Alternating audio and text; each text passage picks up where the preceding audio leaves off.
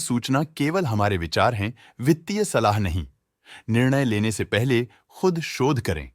किसी भी लाभ या हानि के लिए हम उत्तरदायी नहीं हैं। आज हम देख रहे हैं अलीबूज लाइफ साइंसेज लिमिटेड के 2024-25 Q3 की standalone financial performance. Starting with the sales, पिछले क्वार्टर से सेल्स में 26.5% का इंक्रीज हुआ है, मगर कंपनी ने पिछले साल के मुकाबले 12% का सेल्स इंक्रीज रिपोर्ट किया। Expenses 21% quarter on quarter increase हो गए हैं, जो साल भर के 13% के राइज के साथ अलाइन करता है। क्वार्टरली एक्सपेंसेस के कंपैरिजन में सेल्स इंक्रीज होना दिखाता है कंपनी ने अच्छा परफॉर्म किया। हालांकि सालाना कंपनी को चैलेंजेस का सामना किया। ऑपरेटिंग प्रॉफिट, जो पिछले साल के कंपैरिजन में 10% अप हुआ है, quarter on quarter around 41.5% increase हुआ है। Operating profit margin OPM annual basis पे -0.5% से डिक्रीज हुआ है और पिछले क्वार्टर के कंपैरिजन में 3% से इंक्रीज हुआ है। एक्सेप्शनल आइटम्स को ऐड करके अदर इनकम पिछले क्वार्टर के कंपैरिजन में 22.5% बढ़ गई, बावजूद इसकी ईयरली ग्रोथ लगभग 5 गुना हुई है।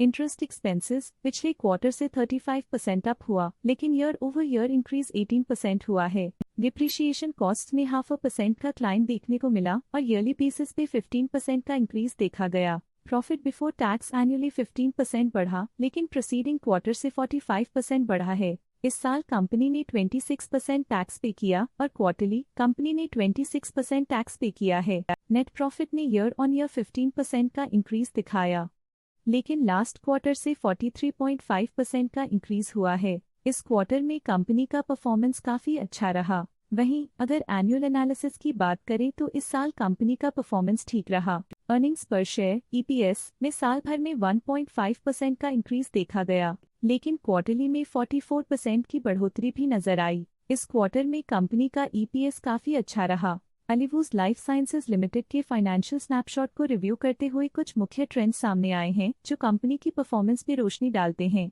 दिसंबर 2022 से दिसंबर 2024 तक अलीबूज लाइफ साइंसेज लिमिटेड की फाइनेंशियल जर्नी में सबसे पहले बात करते हैं सेल्स की। इस साल -4% की कमी के बावजूद पिछले 3 सालों में सेल्स में 11% की वृद्धि हुई है। इस साल सेल्स में गिरावट आई है, लेकिन पिछले साल सेल्स में अच्छी ग्रोथ हुई थी, जो एक अस्थायी रुकावट को दर्शाता है। अब बात करते हैं एक्सपेंसेस की। इस साल एक्सपेंसेस 1.5% बढ़े हैं और 3 सालों में 12% का इजाफा हुआ है। इस साल हालांकि एक्सपेंसेस सेल्स से थोड़ा ज्यादा बढ़े हैं, मगर ग्रोथ रेट्स का करीब होना स्टेडी ऑपरेशनल कॉस्ट को दर्शाता है। इस साल ऑपरेटिंग प्रॉफिट -16% काम हुआ, लेकिन पिछले 3 सालों में 1% का इजाफा हुआ है। इस साल ऑपरेटिंग प्रॉफिट में कमी आई है, लेकिन पिछले साल की वृद्धि रेजिलियंस को दर्शाता है, जो एक अस्थायी मंदी को संकेत करता है। इस साल नेट प्रॉफिट में -15% की गिरावट हुई, लेकिन पिछले 3 सालों में 5% की बढ़ोतरी हुई है, जो कंपनी की मजबूती दिखाता है। इस साल नेट प्रॉफिट में आई कमी के बावजूद पिछले साल की पॉजिटिव वृद्धि एक अस्थायी मार्केट एडजस्टमेंट को दर्शाता है।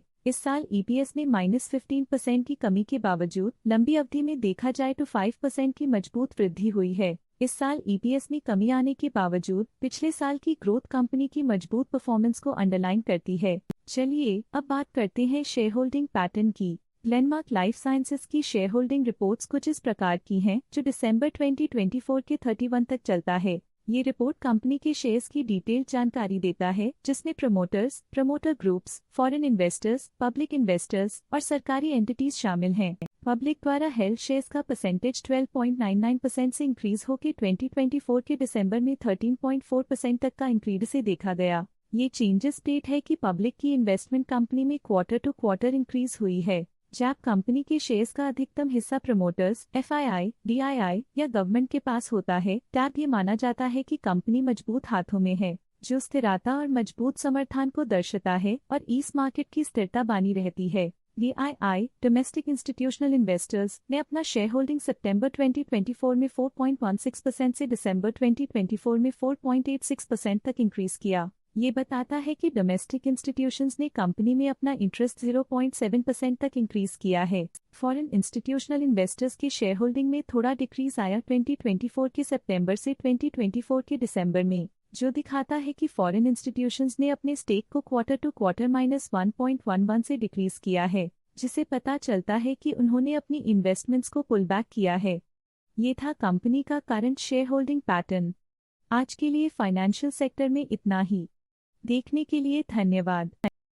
स्टॉक लेटेस्ट न्यूज अपडेट के लिए चैनल को सब्सक्राइब करें और वीडियो को लाइक एंड शेयर करें।